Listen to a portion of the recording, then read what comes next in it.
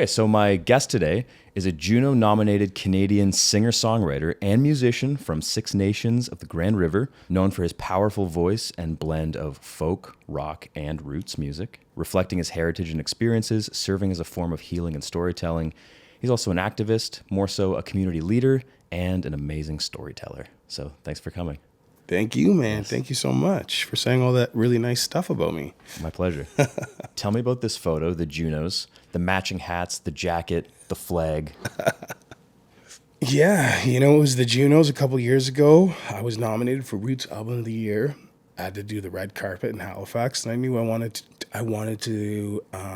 Not only did I want to look cool, but I wanted to just use it as a platform, to talk to the public about some of the issues we face as First Nations people across the board. I'm wearing this beautiful jacket by Master Supply with the Mohawk warrior patch above my heart. My sister's wearing her jacket with a missing and murdered Indigenous women patch on the front, and we wanted to use our outfit to spark conversation, and to bring an awareness to these issues. We got to sing at the Junos, and it was great, and there was a huge crowd and my first time I ever played at a stadium.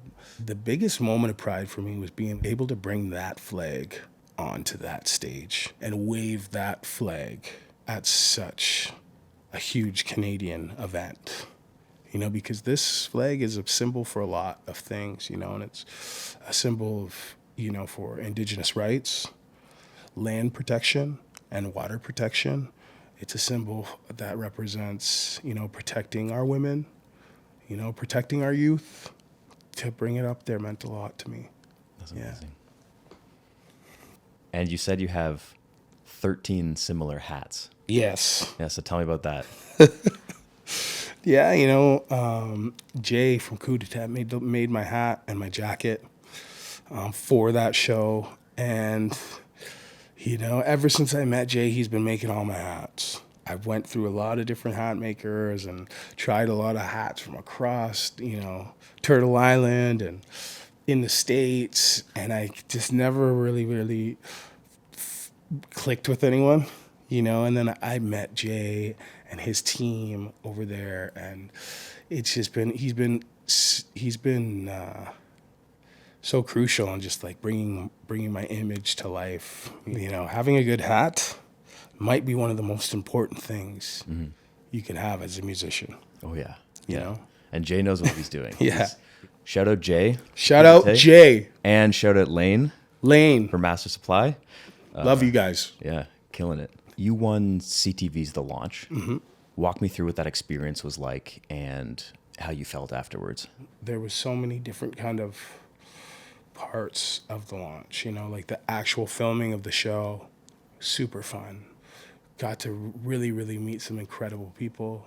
Obviously working with Shania Twain was huge for me. She was my very first crush, so to be in the same room as, someone like that and someone that I admire and look up to in such a profound way, that was huge, and then also putting me in front of the nation and putting my music, my story in front of Canada helped bring me to a different level of my career. Those shows can be difficult and they can be challenging, especially for an artist like me who's just so organic and so emotional and vulnerable, right? And then jumping into that mainstream market, releasing a #1 hit song, working with major record labels, that comes with its challenges. They want hit songs over and over again, and they want monetary value, so there was a little bit of a disconnect between me and music for a little while. I love making music and I love letting it all fall out and being real, and that's a very different ball game than writing hit songs. For sure. You're trapped in this box, or they trap you in a box. They're like, we want this thing because we know it sells based off of your audience. Yeah. And you're like, but I'm an artist and I want to explore what I want to explore. Exactly. So that part was challenging for me. But I feel like I learned a lot. I learned a lot about the music industry, about radio, and, the back end of all of that stuff in the music industry, and I got to kind of really, really learn about what I liked, what I didn't like, and figure out exactly how I want to move forward in the music industry and how I want my art to grow. Your latest album, A Light in the Attic, Yeah. has been described as a healing solve. What themes and messages were you focused on for this album? It was my medicine album. Again, it was just like I was at a point in my life where I really, really needed some serious healing, and writing the album, recording the album was a huge part of that. Because for a long time, I struggled with different vices in the music industry, whether that was alcohol, whether that was drugs, whether that was just, socializing too much or getting caught up in, some of the negative, scary parts of the music industry. So a light in the attic is like finding a light in all that, maintaining your light and all that. Music was always the light and the beacon, and always my true north when it came to finding myself.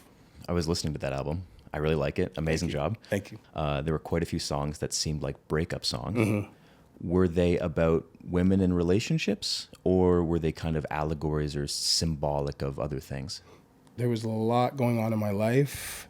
I was going through a really big breakup, but at the same time, I was going through this process of reclamation and this process of like learning my culture and learning my identity, learning my language. It's kind of a double-edged sword. It's like, there's like this part of me that's sad over a woman, and then there's this part of me that's longing and sad for my own culture and my own identity, and my own roots. Yeah, because those relationships are equally important too, because that's who you are. That's like your soul, your person. Of course. And then there's also, the other entity, which is your person. Yeah. Right. So that's interesting. Yeah. Yeah. I like Yeah. How long have you been going to the gym? You got arms like cannons over here.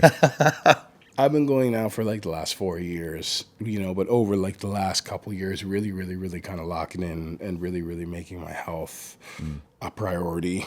Training and staying active and keeping healthy is such an important part of my journey when it comes to sobriety, because like I said, and like the theme of that album, that was something that I struggled with for a long time.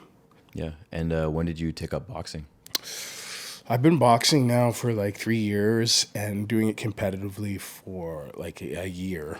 And it's one of those things that started as just like a fitness thing, like just like a fun way to sweat and to and to get my heart rate up. But then it like became this thing that I really started to love, and I think it was like maybe, and it sounds totally weird, but like maybe the first time I got hit in the face, I was like, oh, wait. It puts stuff into context. I kind of like that, Okay, yeah. It's a huge I kind of confidence like builder, it. eh? I kind of like it, and it was just like a way that I could train and I could maintain my health. But I also, at the end of it, I feel like I'm leaving with a skill, and I feel like I'm a better protector for, whoever.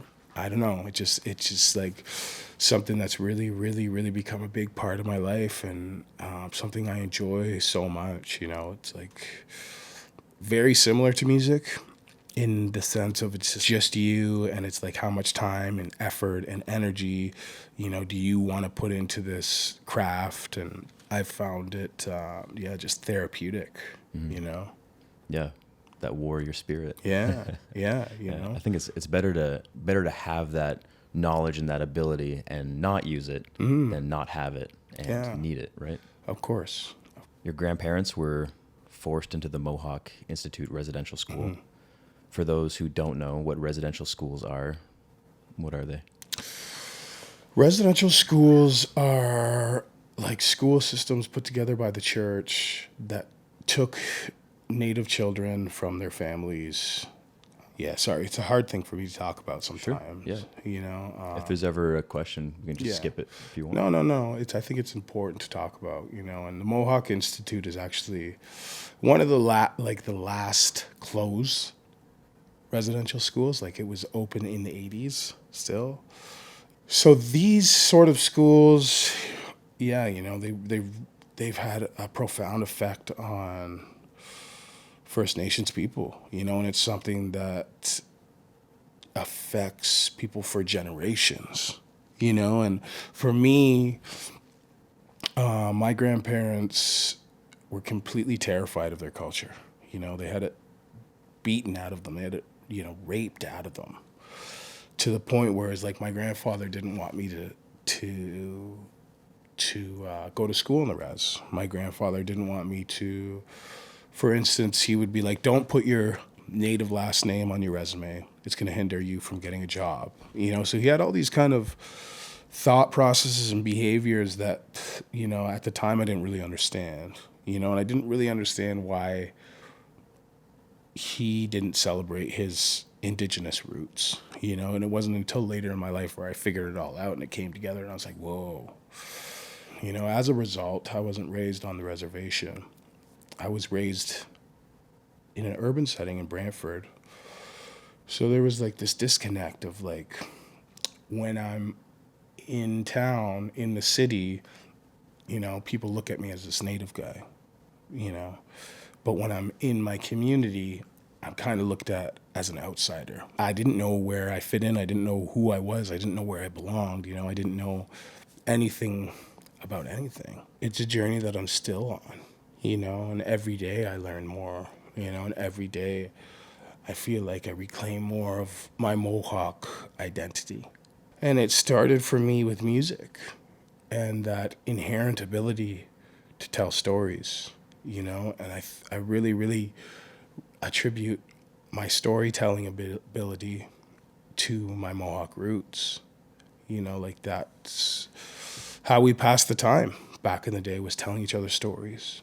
You know, whether or not I was raised on the res, that was always ingrained in my blood, you know, and it was like I was always doing these things that were like inherently Mohawk because I am Mohawk and because it is in my blood, you know, and yeah, so it's been a long journey, you know, and a big part of that has just been sharing my music and sharing my gift from creator, you know, and learning our language has been huge in my life, you know, and it's like a never ending kind of journey.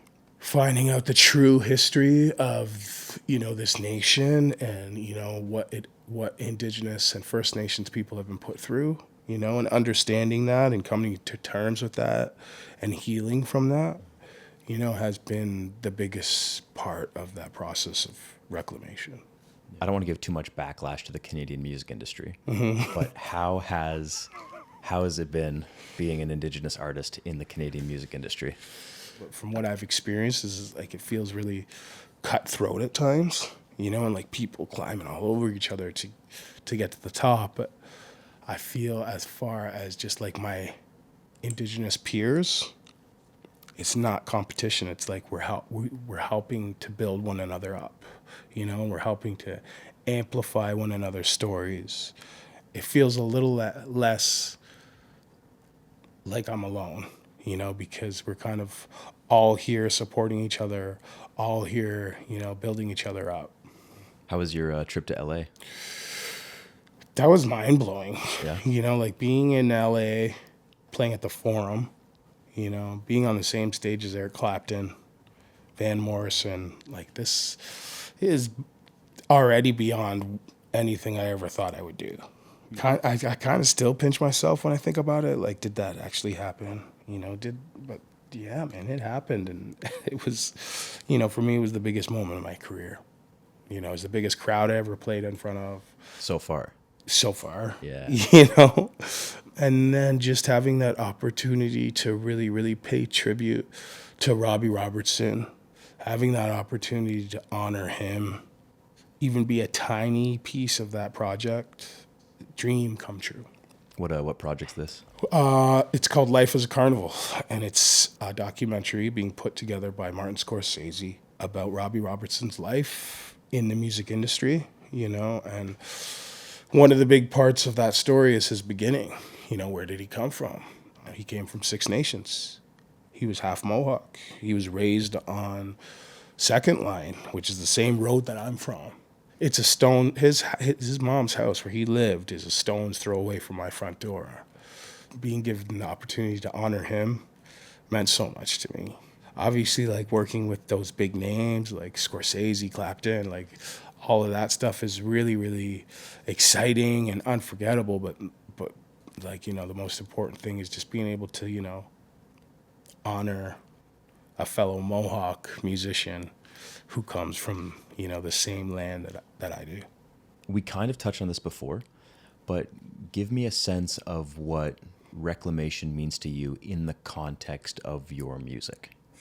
Reclamation to me just means, finding that comfort in my own skin, and finding that pride for myself and finding that love for myself again. Because like wandering through life or navigating through the industry and not knowing who you are, it hurts, you carry a lot of pain. And, my music has just been like a way, like, look, I could just like close my eyes when I'm singing and when I'm writing. And it's one of the very few times in my life that I know that I'm directly connected to Creator. When that music is flowing through me, when I'm singing at the top of my lungs, and you're like, there's something magic about it. And it's like one of the only true magics that exist in this world is music and that universal language. Yeah, I really like that. The song, is it called? It's not called 6 Mile, is it? I was watching the full music video. Yeah, it was good. Yeah. That one's hard. That one's like it's heavy. It's heavy, but it's good. It's rock and roll, man. Yeah. I wanted to have one song on the record where it was just like, oh, what's he doing now? And I come from a rock and roll background and played in punk rock bands my whole life, so I wanted to like really, really come out with something that was, informative and, could shed a little light on some of the things that are happening across Turtle Island, and where you can hear that sense of urgency, and you can hear that rebellious kind of spirit that is sometimes needed in today's world. It's one of my favorites too. So what kind of community work have you been doing? You've done some stuff with younger musicians, so tell me about that. Throughout my career, there's been so many amazing mentors for myself, that have just like for no reason at all believed in what I'm doing and really, really pushed me to, stay focused and get healthy and, and tap into that creative spirit. And I want to be able to do the same, I want to be able to take the younger musician under my wing, reciprocate that same love that's been given to me. So that's one of the things that I love to do is just like go to different First Nations communities and we do these songwriting workshops, and I get in a room with our youth and we write songs together. We record them, we put them out, like one song we did this year, I did a workshop called We Are the Water. Met with schools from across Ontario. And I got all of their input and like took notes and sat down with all these different students and wrote a song about the water and wrote a song about the importance of the water and the importance of protecting the water and the importance of having clean drink water, because like, as you know, many of our communities, we don't even have clean drinking water, So I was like, how can I try to change that? How can I use my music to try to shift that, bringing the youth together from across Ontario and writing a song and putting it out on Spotify. And like, it was just like such a crazy experience and a good way to kind of, again, amplify that issue. Are you still in contact with anybody in particular? Yeah, and I think that's one of the biggest parts of these workshops and of interacting with our youth is just like making sure that you maintain that contact and you're not just like strolling into the res for the day and then you're gone for the rest of their life. You know, I've made many, many great friends, you know, and I'm always kind of checking in with them and, you know, trying to support them and vice versa. So I think you mentioned that your grandfather helped build some systems for freshwater collection and retention. Were you involved with that at all? Do you help out with that? I wasn't involved in it, but like I remember going on walks on the land with my grandfather, you know, and being very young and like not really knowing what was going on in the world, you know, and just like, oh, cool. Like my grandfather would explain it to me, like, you know, you dig the trenches from the high parts of the land, you fill them with gravel, and you funnel the water to a spot. And I was like, okay, cool. You know, and now on my land, we have all these ponds with clean drinking water, created clean ecosystems. And to me, it was just like, at the time, you know, I was too young to even know that water security was a thing. So as I grew into a young man, I just like looked back at the things that my grandfather did with such pride, you know, and that was one of the things, you know, like he was a generational survivor of residential school. So he had his culture stripped away from him. But there was always these things that he just inherently did without even knowing, like just this strong sense of connection to the water. What kind of other community stuff are you doing? Yeah, you know, we do a lot on the music and on the creative front, you know, where it's like we're just like pushing kids to get out there and sing their songs or make their TikToks or, you know, like whatever that may be. You know, but it's also like using that gift from creator and whatever that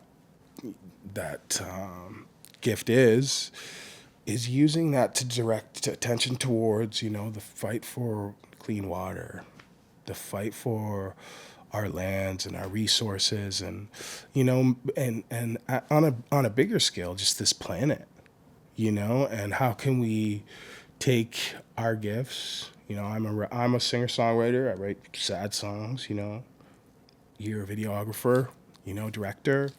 You know, there's many kids are out there doing social media. It's like, but whatever your gift is, direct that energy towards the fight for our planet right now because it's really really getting scary, you know. So that's like a huge message when it comes to the youth, you know, and just empowering, you know, getting into these First Nations communities and showing them that you can follow your dreams, you know, what you can make it.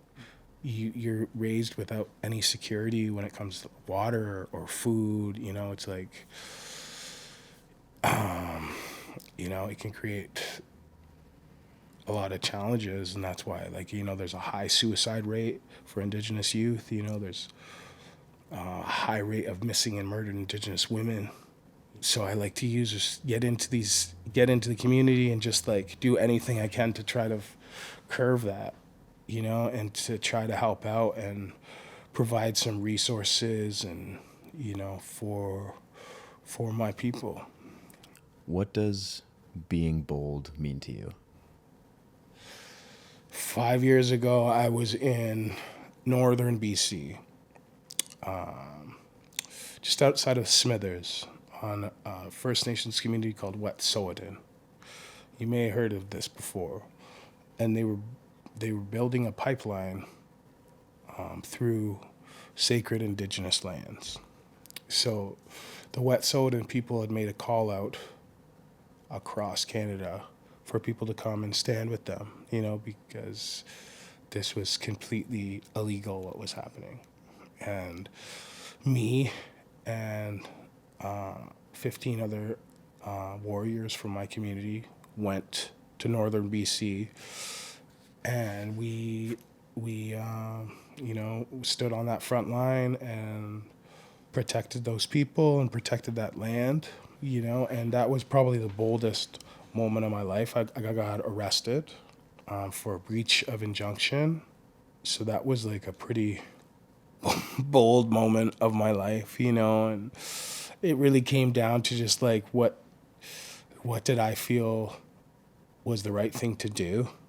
I was taught by an elder that the first rule of law, before it comes to colonial law, before it even comes to our own laws, is the law of the land, and to nurture that connection to the land, So for me, standing there and standing up for the land, no matter what that meant, whether it was going to jail, whether it was, enduring violence at the hands of the state, for me, it didn't matter because it was one of the few places in my life where I knew that I was doing the right thing. That was kind of one of the scariest moments of my life and one of the most bold moments of my life, because sometimes it's really hard to just like stand up and do what you think is right, especially when you're like, going against the grain of the state. For sure. There's also an element of boldness, I think, of stepping on stage, being a musician, in front of hundreds, thousands of people. Yeah, like getting on stage and just like singing, your guts out and believing in your craft, like it's hard to do, it's scary, and especially like just this last show, like getting on stage with the Eric Clapton and Van Morrison and Taj Mahal in front of 18,000 people, like I was to the point I was shaking, and you're hearing just like this thunderous crowd out there. And it's like, how am I, Logan, from a small, ghost town reservation going to go on stage and, do my thing with my heroes? And it gets to that point where you're just like, you feel the energy of the crowd. Instead of being scared of it, you just embrace it and you feed off of it and let it kind of guide you. And it's you have to be pretty bold to get out there and sing your songs. Yeah, 100%. Mm-hmm. Okay, so tell us what you have going on and what's happening for the future for you, and then where people can find you. Yeah, I just signed a brand new record deal. So this next project that I'm about to release, I'm like super, super proud of it. It's been like a long time coming. It's like the follow-up record to Light in the Attic, and I've been a goal of mine for so long to kind of, to get a Juno, and I feel like that's like the next step of my career. So I wanted to really, really put out a piece of work that I felt like was me putting out like my best foot forward, So this next album that's going to come out I'm super proud of it, and I can't wait for people to hear it. And then where can people find you? It would be loganstats.com and then on social at Logan Staats. Yeah. Yeah. So you can find me pretty much everywhere. If you type my name into Google, I pop up all over the place. But I think the best way to kind of keep tapped in with me personally is Instagram. Cool. Because it's like right on my phone. I love to just like interact and talk and chat with my fans, and so just Logan Staats. Yeah. Well, thank you for being a part of this. Thank you, man. Yeah. Thank you. And as a small token, here's a Be Bold shirt. So hopefully whenever you wear that, you'll be reminded to be bold and be your best self and continue living the life. Well, thank you so much, man. And just wanted to say, Nyawagoa. And that's how we say thank you in the Mohawk language. So, Nyawagoa. Thank you. Thank you. Yes, sir.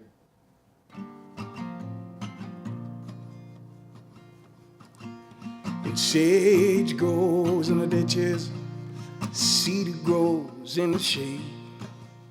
Tobacco, it gets turned to ash before we even pray. The sweet grass dries and dies before we twist it into bread. That old wheel keeps on turning each and every day. In that old forsaken town, it's built on sacred ground. And you call it your new home, we call it our tombstone. This merry-go-round, it's on our burial ground. There's fire in our water, there's poison in our veins. And Sage grows in the ditches, the cedar grows in the shade. Tobacco, it gets turned to ash before we even pray. The sweet grass dries and dies before we twist it into braids. That old wheel keeps on turning each and every day. Pistol and a bloodstained Bible telling me that love's my rival. And you call us some heathens for the things that we believe in. But everything you're preaching goes against my teachings. And after all the pain I've witnessed, I still show you forgive me. 'Cause sage grows in the ditches, the cedar grows in the shade. Tobacco, it gets turned to ash before we even pray. The sweet grass dries and dies before we twist it into braids. That old wheel keeps on turning each every day. That medicine wheel keeps spinning round and round. That medicine wheel keeps spinning round and round. That medicine wheel keeps spinning round and round. That medicine wheel keeps spinning round and round. 'Cause sage grows in the ditches, cedar grows in the shade. Tobacco, it gets turned to ash before we even pray. The sweet grass dries and dies before we twist it into braids. That old wheel keeps on turning.